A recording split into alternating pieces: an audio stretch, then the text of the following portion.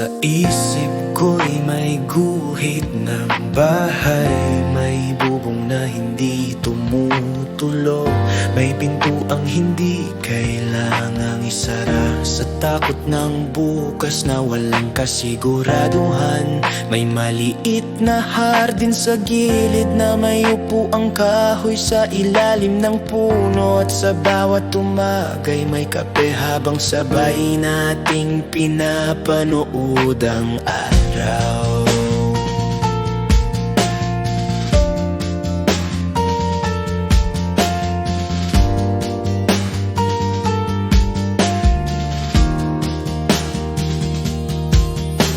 Kaya ako nandito ngayon sa lungsod na hindi ko kabisado, sa trabaho na hindi ko pinangarap noon, ngunit tinanggap para sa inyo. Sa bawat overtime na ginagawa may hollow blocks sa isip ko. Sa bawat puyat na tinitiis may bubong na unti-unting nabubuo. Isang bahay para sa atin, yan ang dahilan ng paglayo. Kung ngayon ay mag-isa ko, bukas hindi na ganoon. OFW man sa ngayon, tagapagtayo ng kinabukasan. Sa bawat pawis na pumapatak, may tahanang naghihintay.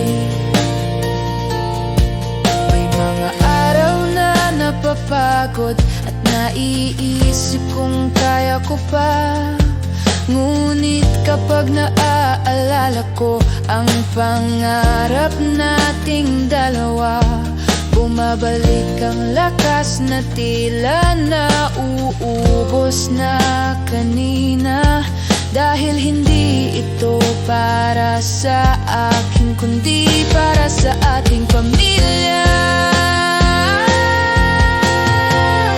Hindi libre ang pangarap, may kapalit na sakripisyo.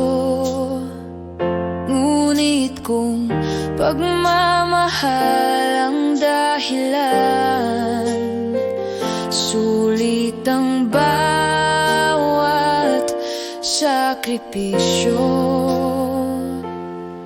Isang bahay